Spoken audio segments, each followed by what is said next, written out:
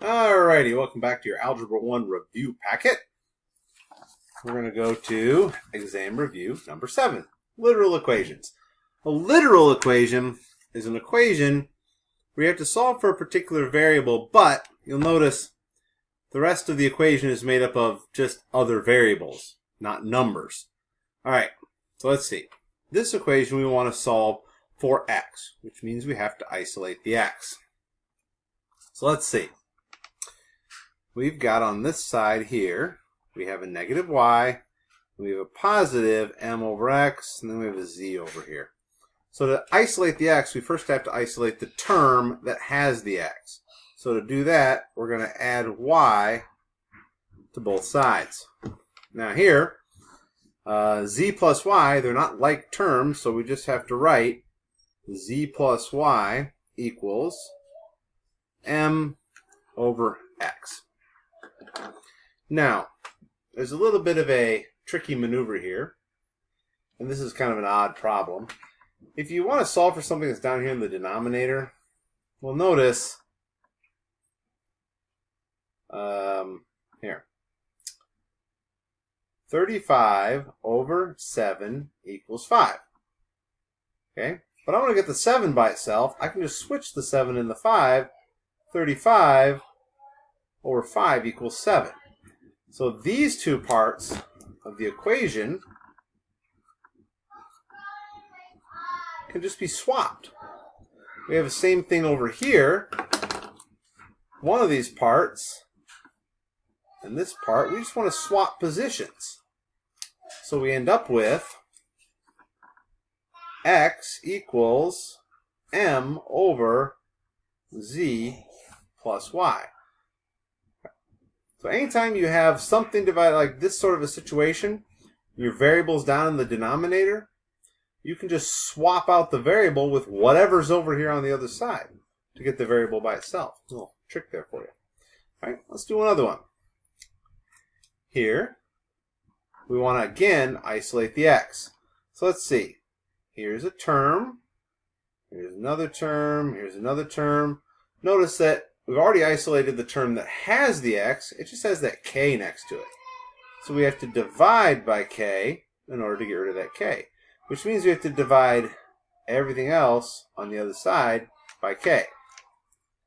And that leaves us with x equals w plus v divided by k. We could have also written this as equals w over k plus v over k, divide the two of them separately. That would have also been correct. Okay, but I think this is what the answer key shows. Let's do another one. Here, we want to isolate the x. Now first, I'll point out that the term with the x is already isolated. You got to get rid of this y. The way to do that is to multiply times y on both sides, because the y is down here in the denominator. We're undoing the multiplication of the division by y.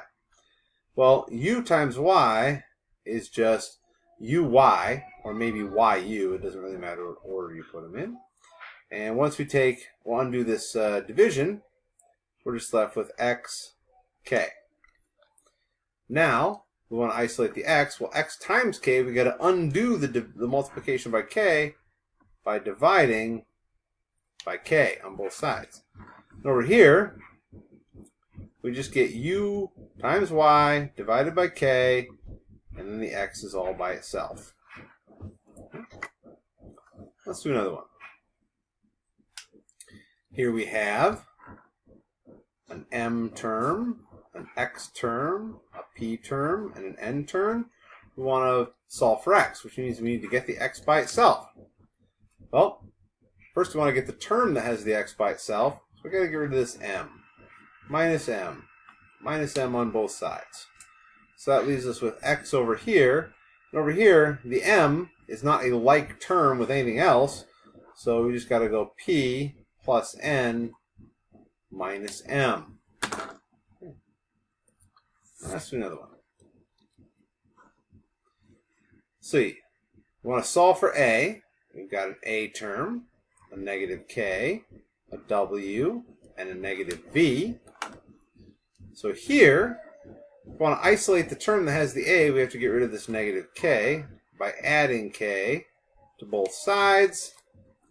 And so we end up with a equals, and k is not a like term with anything else over here. So w minus v, and we just put the plus k on the end.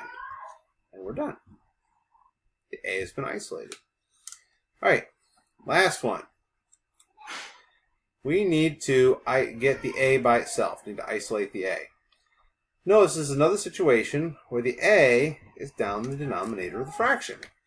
So we can swap out the denominator of that fraction with whatever's on the other side of the equal sign. So that means we get Ka equals b over u.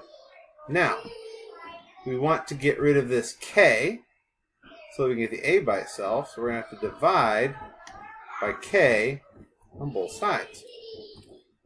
And when you divide by k over here, a couple different ways of thinking this.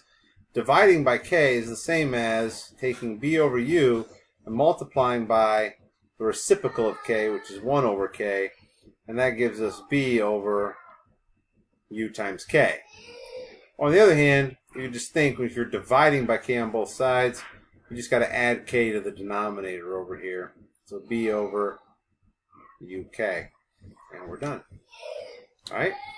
For the rest of these, make sure that you're showing your work. How did you do each step? And check your answers before you're done. And good luck.